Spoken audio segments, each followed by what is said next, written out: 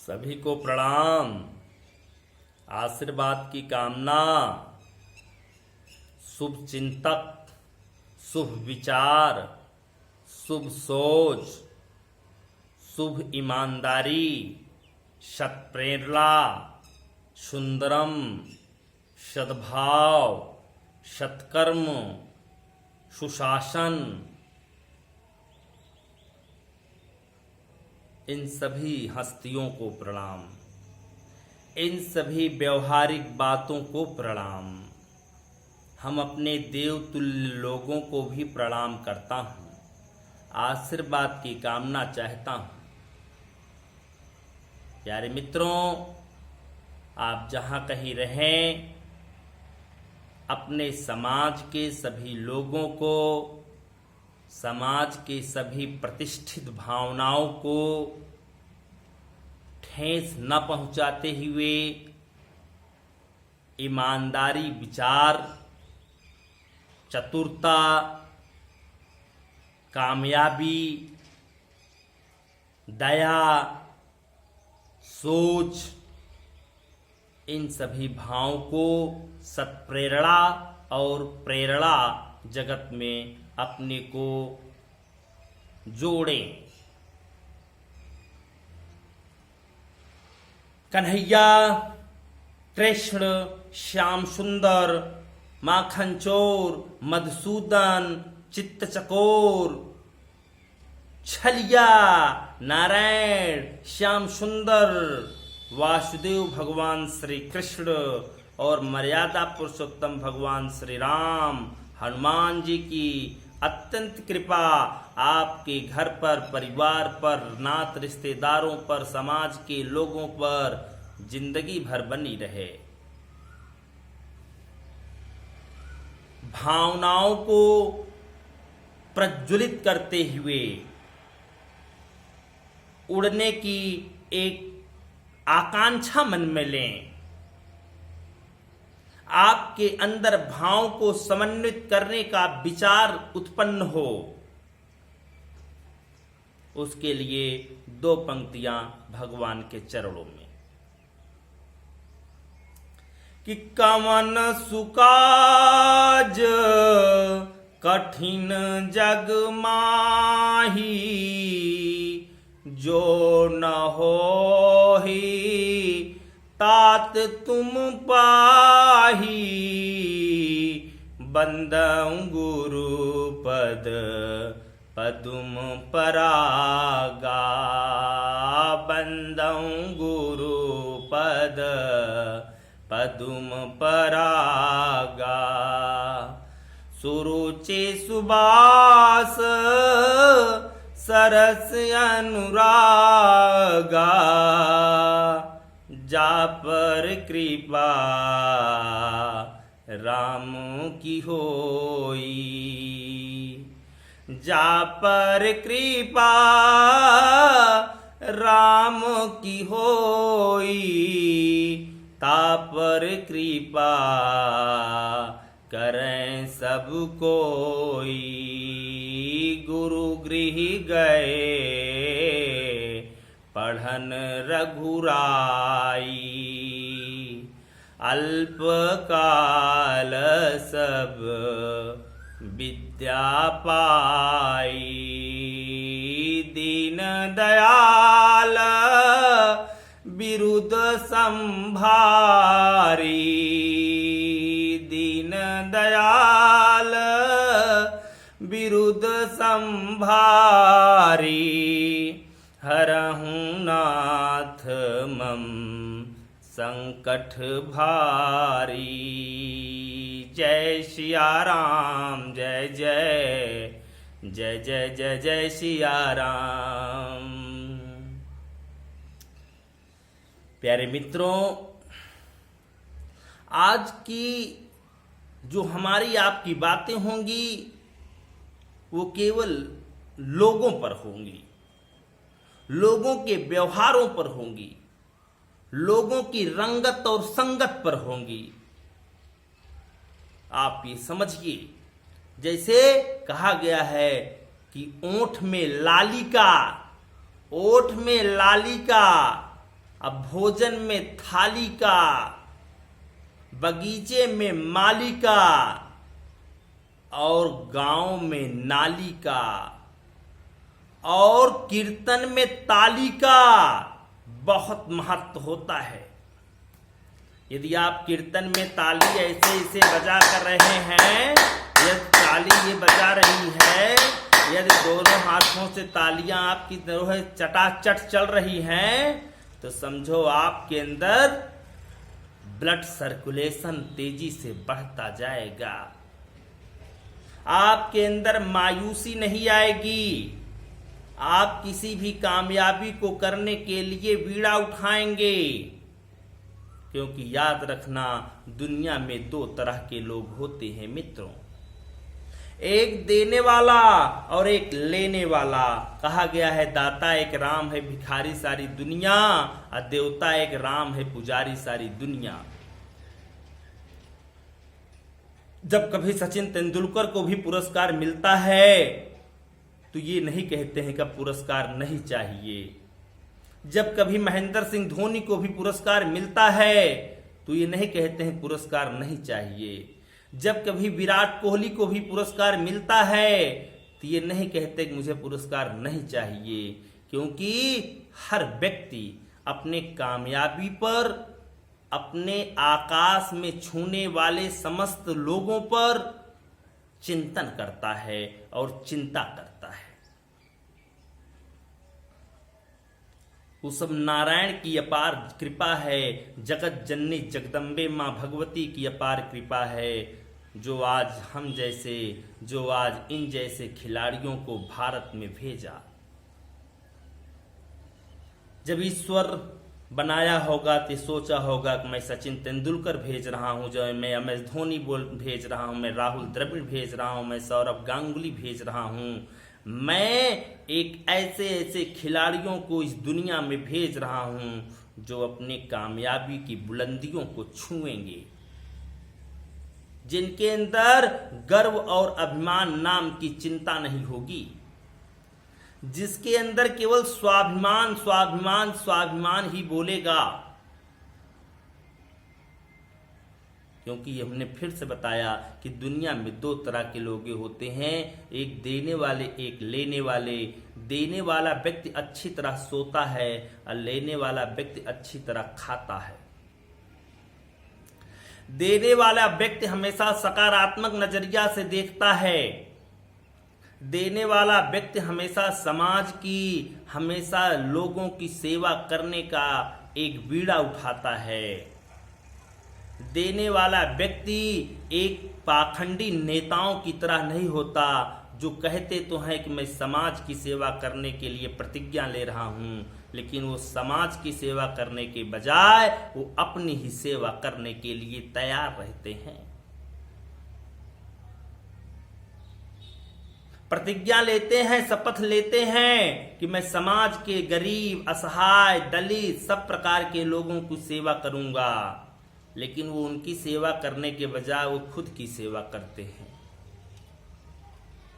इसलिए मैं उन नेताओं से उनकी तुलना नहीं कर रहा हूं, मैं कह रहा हूं कि जो देने वाला होता है वो सकारात्मक नजरिए से जीता है, उसको आत्मसम्मान की बहुत बड़ी कामयाबी मिलती है, वो स्वाभिमानी रहता है। इसलिए याद रखना, दुनिया में दो तरह के ही लोग होते हैं। लेन देन तो सबको करना पड़ेगा एक दिन, कहीं न कहीं उतार चढ़ाव हर व्यक्ति के पास बना रहता है, कहीं न कहीं जो है ऊंच नीच का भेदभाव न हट लेते हुए अपने लोगों को भी जोड़ना होता है। इसीलिए एक को कहा गया एडेप्टर, एक को कहा गया इनकमिस्ट्री की बातें यहां पर थोड़ा आ गई। देने वाला ग्राही होता है और देने वाला दाता होता है, देने वाला दाता होता है जिसे कहते हैं डोनर। केमिस्ट्री की बातें थोड़ा आ गई। और लेने वाला व्यक्ति ग्राही होता है जिसे कहते हैं रिसीवर, एडेप्टर। दाता जो होता है हमेशा पॉजिटिव होता है, ग्राही जो होता है वो हमेशा नेगेटिव होता है। फिलहाल केमिस्ट्री की दुनिया से हम थोड़ा हटेंगे। केमिस्ट्री मेरा एक अहम विषय है, लेकिन ये हम लोगों को जोड़ने का विषय है। हमने बताया कि दुनिया में दो तरह के लोग होते हैं। जो देता है वो आत्मसम्मान पर जो है अपने आंच नहीं आने देता है, वो सकारात्मक नजरिए से जीने की चेष्टा करता है।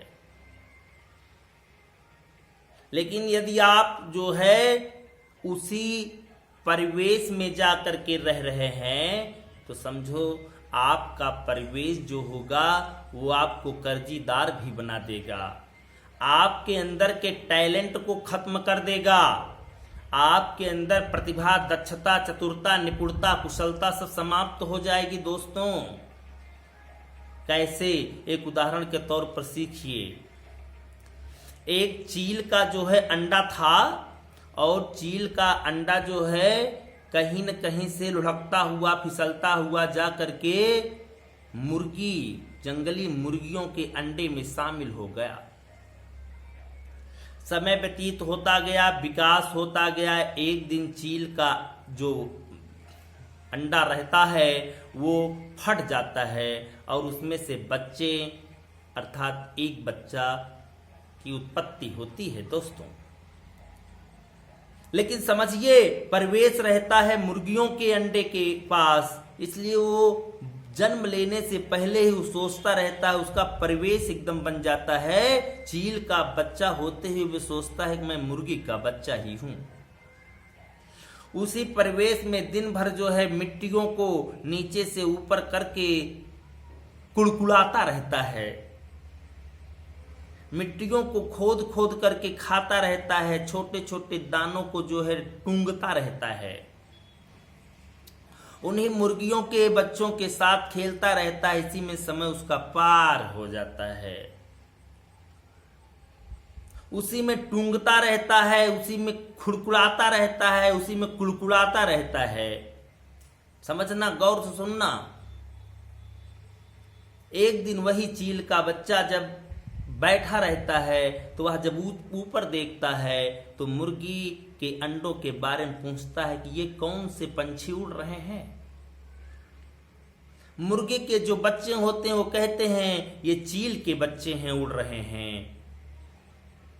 आपके अंदर वो उमंग, आपके अंदर वो भाव, आपके अंदर वो जोश, आपके अंदर वो होश खत्म हो गई है, क्योंकि आप चील के बच्चे नहीं हैं, आप मुर्गी के बच्चे हैं।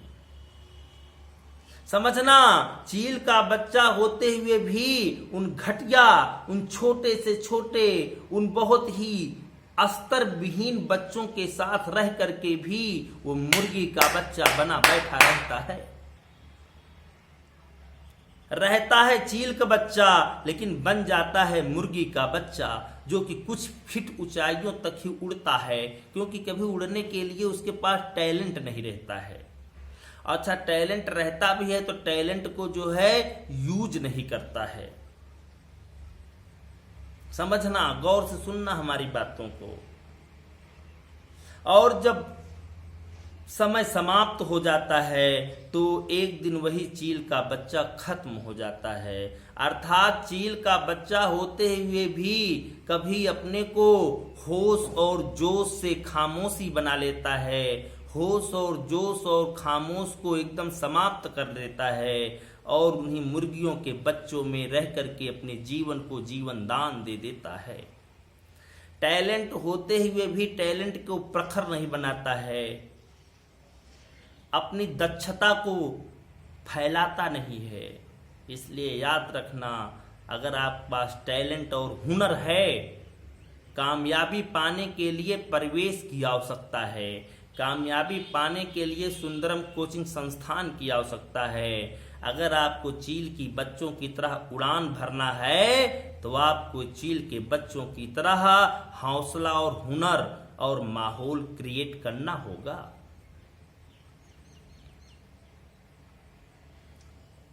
समझना, वहां पर देखिए आत्मसम्मान की बात रहती है, लेकिन यहाँ पर सम्मान होते हुए भी वो घटिया से घटिया बच्चों के बीच में रहकर अपने को बुलंदी की ऊंचाइयों पर जाने वाला पंछी भी वो सोचता है कि I have no energy, I have no power to tower. रहता है चील का बच्चा, लेकिन रहता है परिवेश में मुर्गियों के बच्चे के बारे में।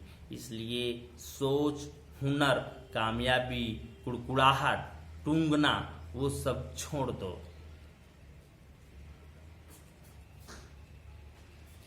उसमें आपको अपने घर के परिवार के लोगों को समस्याओं को सुलझना होगा। समस्याएं जो होती हैं वो पाली नहीं जाती, समस्याएं टाली नहीं जाती, समस्याएं सुलझाई जाती हैं। जो चील का बच्चा था उसने समस्याओं को समझा नहीं, समस्याओं को सुलझाया नहीं। यदि हमें चील के बच्चे की तरह उड़ान भरना है तो हमें चील के बच्चों की तरह परिवेश बनाना होगा। ऊंची से ऊंची कामयाबी पाने के लिए ऊंचा से ऊंचा माहौल उत्पन्न करना होगा। हमें चील के बच्चों की तरह उड़ने के लिए साहस की आवश्यकता होगी। हमें चील के बच्चों की तरह एनर्जी न होते हुए भी ये सोचना पड़ेगा कि I have a good power, I have a god talented mind. मेरे मित्रों, ये है कामयाबी का एक जीता जागता सबूत। इसीलिए कहा गया है कि आप घटिया से घटिया, आप निंदनीय, आप अपने लोगों में ये देखें कि हम अपने लोगों के विचारों को उस स्थान पर ना प्रोत्साहित करें जहां पर हमारा वेश परिवेश जो है नहीं टैली कर रहा है। हमें अपने कामयाबी को किस तरह में खड़ा किया, स्टैंड किया, उसको भी समझना होगा।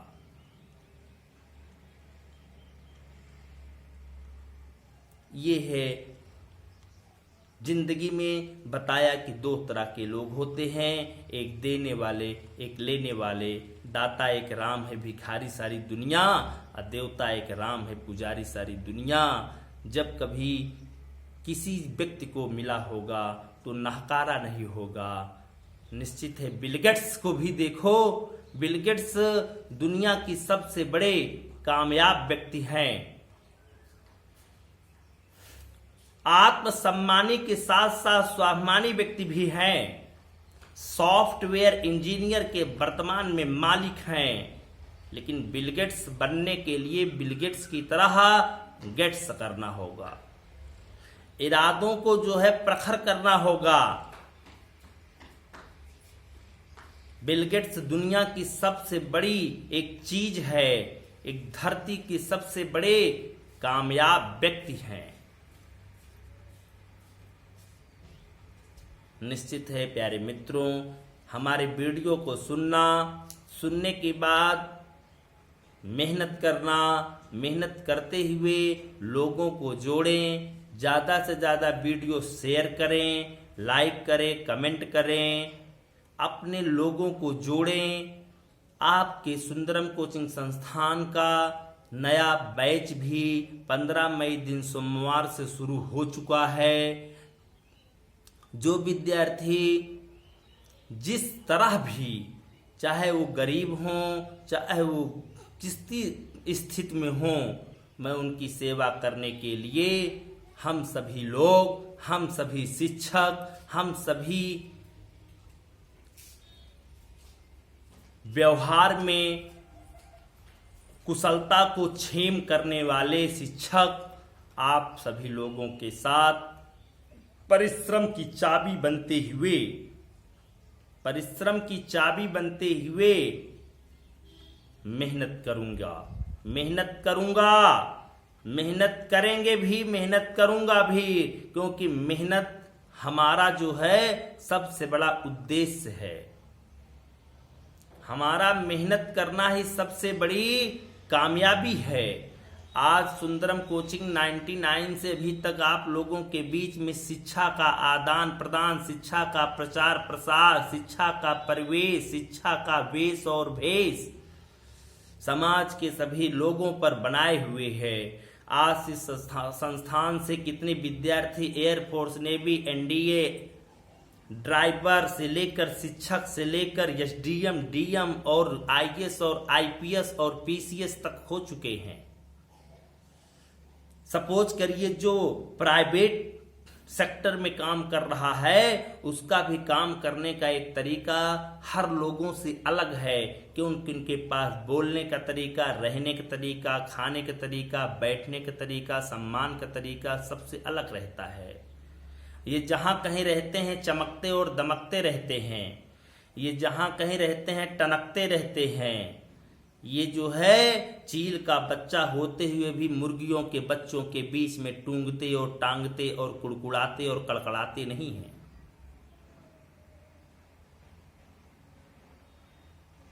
इन्हीं समस्त बातों के साथ मैं आपसे कहना चाहूंगा कि जो भी विद्यार्थी जिस तरह भी वो मेहनत कराना चाहें हम लोगों से, या मेहनत करने के लिए जो है सोचें, वो एक बार हमें सेवा का अवसर दें। निश्चित है हम आपको अपने मंजिल तक ले जाने के लिए 100% योगदान देंगे।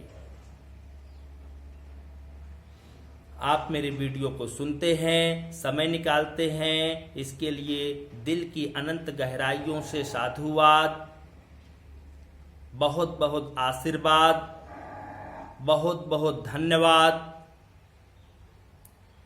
इसी तरह आप मेरे साथ जुड़े रहें। परिवेश में, वेश में, भेष में जो शेष समय है उसमें अपना मूल्यवान समय निकालते हैं। खुश रहें, आप प्रसन्न रहें, सुखी रहें, सुरक्षित रहें। जय सुंदरम कोचिंग संस्थान। हर हर महादेव। नया बैच आने वाली 15 मई जो बीत चुकी है, आने वाले सोमवार से वो शुरू हो चुका है। आपके आगमन तक सुंदरम कोचिंग संस्थान के सभी शिक्षक, सभी संत लोग, सभी विद्वान आपको इंतजार करेंगे। जय हिंद, जय